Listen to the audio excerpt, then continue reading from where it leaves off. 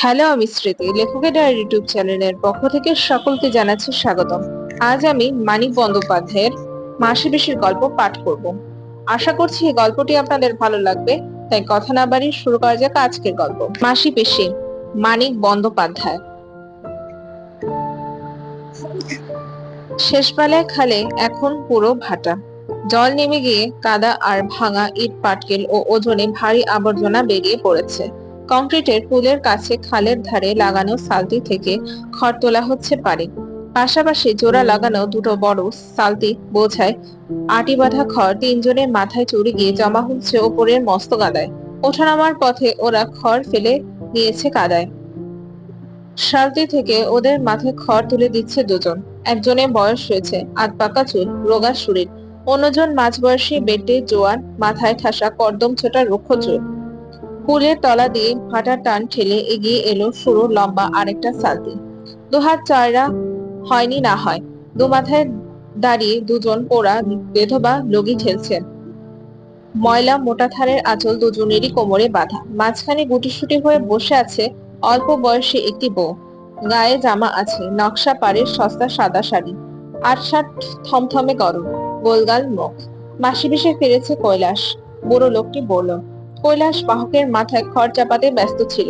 চটপট শেষ আটিটা চাপিয়ে দিয়ে সে যখন ফিরল, মাসি পিসির সালতি দু হাতের মধ্যে এসে গেছে। ও মাসি, ওগো পিসি, রাখো রাখো, খবর আছে শুনে যাও। সামনের দিকে লুগি পুঁতে মাসি পিসি শালতির গতি ঠেকায়। আহ্লাদি শীতির সিঁদুর পর্যন্ত ঘোমটা টেনে দেয়। সামনে থেকে মাসি বলে বিরক্তির সঙ্গে, বেলা আর নেই কৈলাস। পেছন থেকে পেছি বলে, অনেকটা পথ যেতে হবে কৈলাস। মাসি পিসির গলা ঝরঝরে, আওয়াজ একটু মোটা, একটু ঝংকার আছে। কৈলাসের খবরটা গোপন। দুজনের লম্বা লম্বা সালতির দু মাথায় থাকলে সম্ভব নয় চুপে চুপে বলা। মাসি বড় সালতির খড় ঠেকানো বাঁশটা চেপে ধরে থাকে। পিসি লগি হাতে নিয়ে পেছন থেকে এগিয়ে আসে সামনের দিকে। আহ্লাদি যেখানে ছিল সেখানেই বসে থাকে, কান পেতে রাখে। কথাবার্তা সে সব শুনতে পায় সহজে, কারণ সে যাতে শুনতে পায় এমনই করে বলে কৈলাস। বলে মাসি, তোমাকেও বলি পিসি। কৈলাস শুরু করে, মেয়েকে একদম শ্বশুর ঘরে পাঠাবে না মনে করেছো যদি? সে কেমন ধারা কথা হয়? এত বড় সম্বন্ধ মেয়ে। তোমরা দুটি মেয়ে লোক বাদে ঘরে একটা পুরুষ মানুষ নেই। বিপদ আপদ ঘটে যদি তো। মাসি বলে, কোন ছুটির রাখো দেখি কৈলাস তোমার। মধ্য কথাটা কি তাই কও। বললে না যে খবর আছে? কি পিসি? বলে, খবরটা কি তাই কও। বেলা বেশি নেই কৈলাস। মাসি পিসির সাথে পারা যাবে না জানে কৈলাস। অগত্যা ফিনিয়ে রসিয়ে বলার বদলে সে সোজা কথায় আসে। যোগুর সাথে দেখা হলো কাল। খড় তুলে দিতে সাজ হয়ে গেল। তার দোকানে একটু মানে আর কি চা খেতে গেছি, চায়ের দোকানে। যোগুর সাথে দেখা। মাসি বলে, চায়ের দোকান না কিসের দোকান তা বুঝেছি কৈলাস। তা কথাটা কি? পিসি বলে, সেথা ছাড়া আর ওকে কোথা দেখবে। হাতে দুটো পয়সা এলে তোমারও স্বভাব বিগড়ে যায় কৈলাস। তা কি বললো যোগু? কৈলাস ফাপড়ে পড়ে আর চোখে চায় আহ্লাদের দিকে। হঠাৎ বেমক্কা জোরের সঙ্গে প্রতিবাদ করে যে, তা নয়, ফুলের কাছে চায়ের দোকান, মাসি পিসি গিয়ে জিজ্ঞাসা করুক না সেখানে। তারপরই জোর হারিয়ে বলে, ওসব একরকম ছেড়ে দিয়েছে যোগু। লোকটা কেমন বদলে গেছে মাসি। সত্যি কথা পিসি, যোগু আর সেই যোগু নেই। বউকে নিতে চায় এখন। তোমরা নাকি পণ করেছো মেয়ে পাঠাবে না, তাতেই চটে আছে। সম্মান তো আছে একটা মানুষের। কবার নিতে এলো, তা মেয়ে দিলে না, তাই তো নিতে আসে না আর। আমি বলি গিয়ে নিজেরা যেচে এবার পাশে দাও মেয়েকে। মাসি বলে, পেট শুকিয়ে লাঠি চাটা খেতে, কলকে পাড়া ছ্যাঁকা খেতে, খুঁটির সাথে দড়ি বাঁধা হয়ে থাকতে দিনভর রাতভর। পিসি বলে, নিয়ে না পাঠায়, জামাই এলে রাখনি জামাই আদরে তাকে। ছাগল বেচে খাওয়াইনি ভালো মন্দ 10টা জিনিস। মাসি বলে, ফের আসুক, আদরে রাখবো যতদিন থাকে। বজ্জাত হোক খুনে হোক জামাই তো, ঘরে এলে খাতির করবো না কেন? তবে মেয়ে মোরা পাঠাবো না। পিসি বলে, মেয়ে কৈলাস, মরতে মোরা মেয়ে পাঠাবো না। বুড়ো রহমান একা খড় চাপিয়ে যায় বাহকের মাথায়। চুপচাপ শোনে যায় এদের কথা। ছলছল চোখে একবার তাকায় আল্লাদির দিকে। তার মেয়েটা শ্বশুর বাড়িতে মরেছে অল্পদিন আগে। কিছুতে যেতে চায়নি মেয়েটা, দাপাদাপি করেছে, কেঁদেছে যাওয়া ঠেকাতে। ছোট অবুঝ মেয়ে, তার ভালোর জন্যই তাকে জোর জবরদস্তি করে পাঠিয়ে দিয়েছিল। আল্লাদির সঙ্গে তার চেহারার কোনো মিল নাই। বয়সে সে ছিল অনেক ছোট, চেহারা ছিল অনেক বেশি রোগা। তবু আল্লাদির ফ্যাকাশে মুখে তারই মুখের ছাপ রহমান দেখতে পায়। খড়ের আটি তুলে দেবার ফাঁকে ফাঁকে যখনই সে তাকায় আল্লাদির দিকে। কৈলাস বলে, তবে আসল কথাটা বলি। যোগু মুখকে বলল, এবার সে মামলা করবে বউ নেবার জন্য। তার বিয়ে করা বউকে তোমরা আটকে রেখেছো বদমতলবে। মামলা করলে বিপদে পড়বে। স্বামী নিতে চাইলে বউকে আটকে রাখার আইন নেই, জেল হয়ে যাবে তোমাদের। আর যেমন বুঝলাম মামলা যোগু করবেই আজকালের মধ্যে। মরবে তোমরা জানো মাসি, জানো পিসি, মারা পড়বে তোমরা একেবারে। আল্লাদি একটা শব্দ করে অস্ফুট আর্তনাদের মতো। মাসি ও পিসি মুখ চাওয়া করে কয়েকবার। মনে হয় মনে তাদের একই কথা উদয় হয়েছে। চোখে চোখে চেয়ে সেটা শুধু জানাজানি করে নিল তারা। মাসি বলে, জেলে নয় গেলাম কৈলাস, কিন্তু মেয়ে যদি স্বামীর কাছে যেতে না চায় খুন হবার ভয়। বলে মাসি বড় সালটির খড় ঠেকানো বাঁশ ছেড়ে দিয়ে লগি গুজে দেয় কাদায়। পিসি তরতর করে পেছনে গিয়ে লগি কাদায় গুজে হেলে পড়ে। শরীরের ভারে সরু লম্বা সালতিটিকে এগিয়ে দেয় ভাড়া টানের বিপক্ষে। বেলা একরকম নেই, ছায়া নেমেছে চারিদিকে। শকুনরা উড়ে এসে বসেছে পাতা শূন্য শুকনো গাছটায়। একটা শকুন উড়ে গেল এ আশ্রয় ছেড়ে অল্প দূরে আরেকটা গাছের দিকে। ডাল ছেড়ে উঠতে আর নতুন ডালে গিয়ে বসতে কি তার পাখা ঝাপটানি। মায়ের বোন মাসি আর বাপের বোন পিসি ছাড়া বাপের ঘরে কেউ নেই আল্লাদির। দুর্ভিক্ষ কোনো মতে ঠেকিয়েছিল তার বাপ।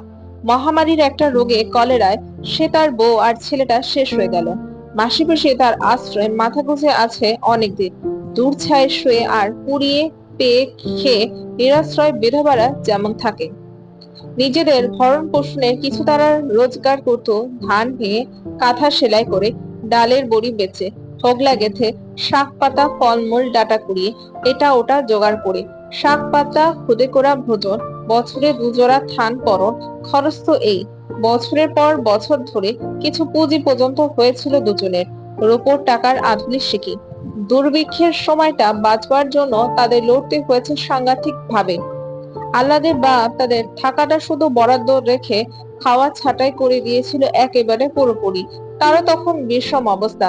নিজেরা বাঁচে কি বাঁচে না, তার উপর যোগুর লাথির চোটে বড় বড় মেয়ে এসে হাজির। সে কোন দিক সামলাবে? মাসি পিসির সেবা যত্নে আল্লাদি অবশ্য সেবা বেঁচে গিয়েছিল। তার বাপ মাও সেটা স্বীকার করেছে। কিন্তু কি করবে? গলা কেটে রক্ত দিয়ে সে ধার শোধ করা যদি বা সম্ভব, অন্ন দেওয়ার ক্ষমতা কোথায় পাবে? পাল্লা দিয়ে মাসি পিসি আল্লাদের জীবনের জন্য লড়েছিল। পেলো যদি তা খেয়ে, না পেলো যদি তা না খেয়ে। অবস্থা যখন তাদের অতিকাহিল, চারিদিকে না খেয়ে মরা শুরু করেছে মানুষ। মরণ ঠেকাতেই ফুরিয়ে আসছে তাদের জীবনের শক্তি। একদিন মাসি বলে পিসিকে, একটা কাজ করবি বেয়ান, তাতে তোরও দুটো পয়সা আসে, মোরও দুটো পয়সা আসে। শহরে বাজারে তরি তরকারির ফলমূলের দাম চড়া। গা থেকে কিনে যদি বাজারে গিয়ে বেঁচে আসে তারা, কিন্তু কিছু রোজগার হবে। একা মাসির ভরসা হয় না সালতি বেয়ে অতদূর যেতে। যাওয়া আসাও একার দ্বারা হবে না তার। পিসির রাজি হয়েছিল। এতে কিছু হবে কি না হবে ভগবান জানে। যদি হয় তবে রোজগারের একটা নতুন উপায় মাসি পেয়ে যাবে। আর সে পাবে না, তাকে না পেলে অন্য কারোর সাথে হয়তো মাসি বন্দোবস্ত করবে। তা কি পারে পিসি করতে দিতে?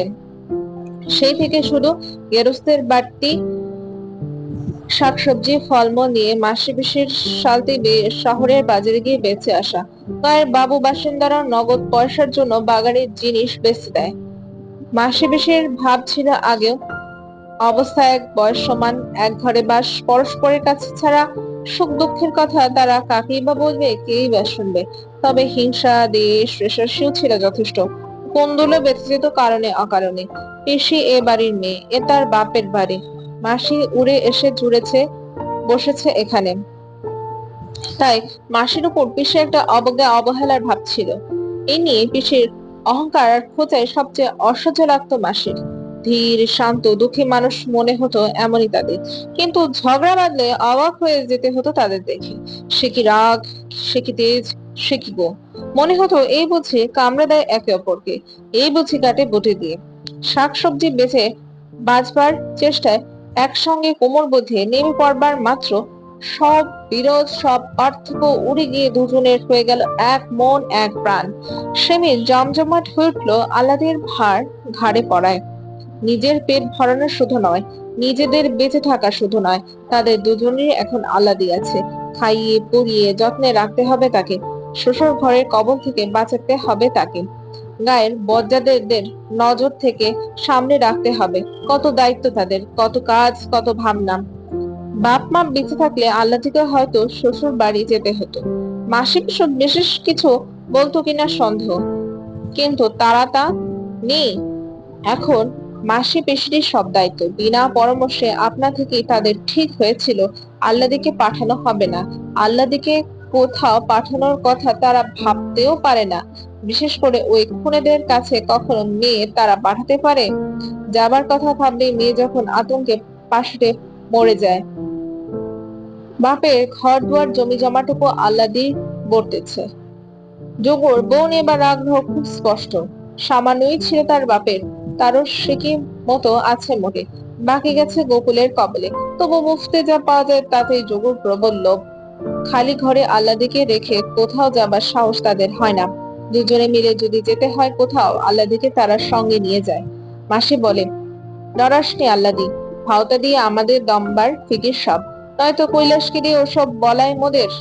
পিসি বলে, দুদিন বাদে ফের আসবে দেখিস জামাই, তখন শোধালে বলবি কই না, আমি তো ওসব কিছু বলিনি কৈলাসকে। মাসি বলে, 4 মাস সে পড়লি, আর কটা দিনই বা, মা মাসির কাছে রইতে হয় এই সময়টা, জামাই এলে বুঝিয়ে বলবো। পিসি বলে, ছেলের মুখ দেখলে পাষাণ নরম হয়, জানিস আল্লাদি, পিসে ছিল যোগর মতো। খোকাটা কোলে আসতে কি হয়ে গেল, সে মানুষ চুপি চুপি এসে এটা ওটা খাওয়ায়, উঠতে বললে উঠতো ওঠে, বসতে বললে তো বসে। মাসি বলে, তোর মেশো ঠিক ছিল, শাওরি ননদ ছিল বাঘ, উঠতে বসতে কি ছ্যাঁচা খেয়েছি ভাবলে বুক কাঁপে। কিন্তু জানিস আল্লাদি, মেয়েটা যেই কোলে এলো, শাশুড়ি ননদ যেন আমাকে মাথায় করে রাখলে বাঁচে। পিসি বলে, তুইও যাবি, স্বামীর ঘর করবি, ডরাস নেই, ডর কিসের। বাড়ি ফিরে দীপ জেলে মাসি পিসির রান্না বান্না সারতে লেগে যায়। বাইরের দিন কাটলেও আলাদের পরিশ্রম কিছু হয়নি, শুয়ে বসেই দিন কেটেছে। তবু মাসি পিসির কথায় সে একটু শোয়।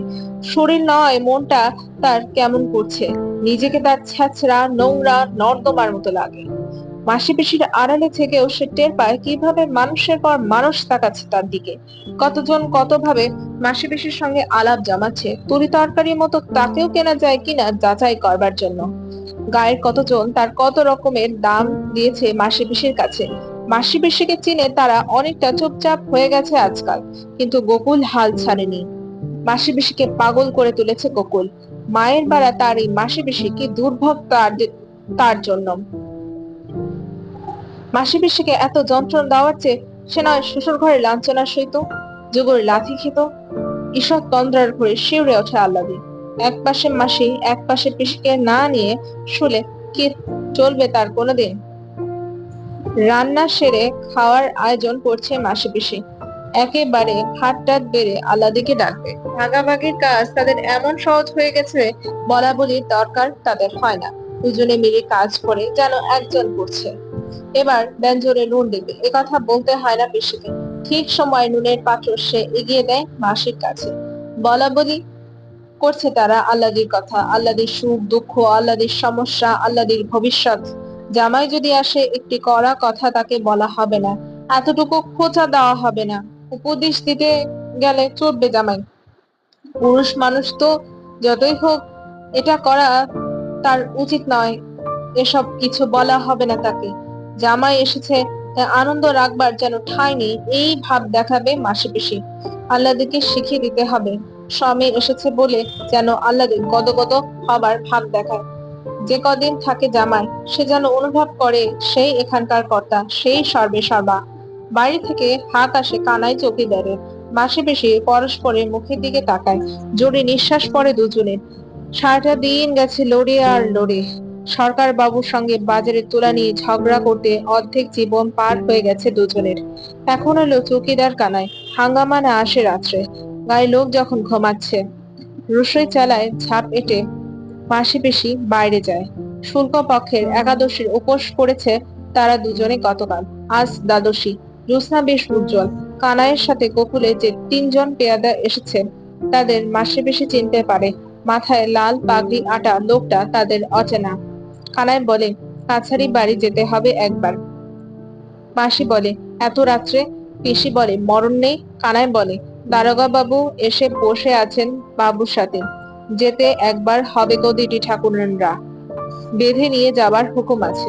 মাসি পিসি মুখে মুখে তাকায়।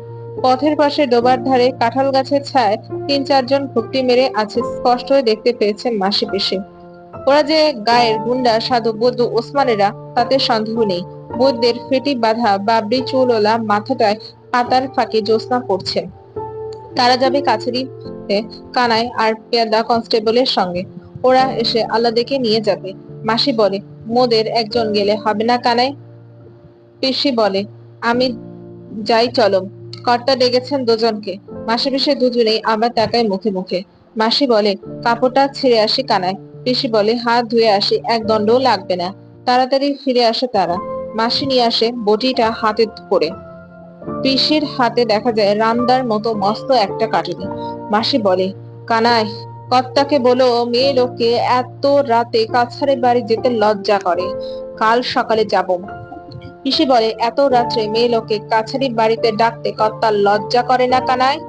কানাই ফুঁসে ওঠে, না যদি যাও দিদি ঠাকুরনরা, ভালোই ভালো ধরে বেঁধে টেনে হিচড়ে নিয়ে যাবার হুকুম আছে, কিন্তু বলে রাখলাম। মাসি বটিটা বাগিয়ে ধরে দাঁতের দাঁত কামড়ে বলে, বটে ধরে বেঁধে টেনে হিচড়ে নিয়ে যাবে? এসো। কে এগিয়ে আসবে? এসো, বটির এক কোপে গলা ফাঁক করে দেব।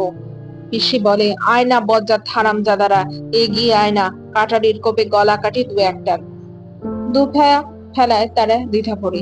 মাসি পিসির মধ্যে ভয় লেশটুকু না দেখে সত্যি তারা খানিকটা ভ্যাবাচাকা খেয়ে গিয়েছে।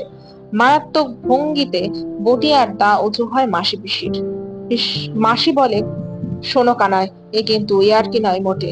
তোমাদের সাথে মোরা মেয়ে লোক পারবো না জানি, কিন্তু দুটো একটাকে মারবো, জখম করবো ঠিক। পিসি বলে, মোরা নয় মরবো।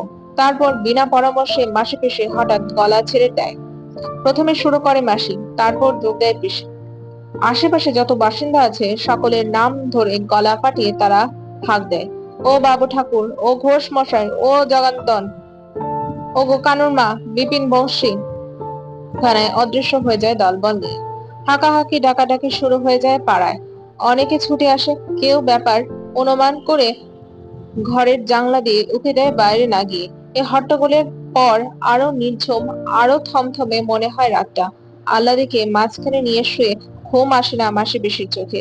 বিপদে পড়ে হাঁক দিলে পাড়ার এত লোক ছুটে আসে, এমন ভাবে প্রাণ খুলে এতখানি জ্বালার সঙ্গে নিজেদের মধ্যে খোলাখুলি ভাবে গোকুল আর দারোগা বেটার 14 পুরুষ উদ্ধার করতে সাহস পায় জানা ছিল না মাসি পিসির।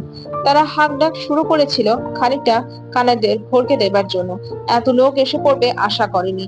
তাদের জন্য যতটা না গোকুল আর দারোগার ওপর রাগের জ্বালায় যেন তা ওদের ঘর থেকে টেনে বের করে এনেছে মনে হলো সকলের কথাবার্তা শুনে। কেমন একটা স্বস্তি বোধ করে মাসি পিসি, বুকে নতুন জোর পায়। মাসি বলে, জানো বেআইন, ওরা ফের আসবে, মন বলছে। এত সহজে ছাড়বে কি? পিসি বলে, তাই ভাবছিলাম। মেয়েটাকে কুটুম বাড়িতে সরিয়ে দেওয়ায় সোনাদের ঘরে মাঝরাতে আগুন ধরিয়েছিল সেবার। খানিক চুপচাপ ভাবে দুজন।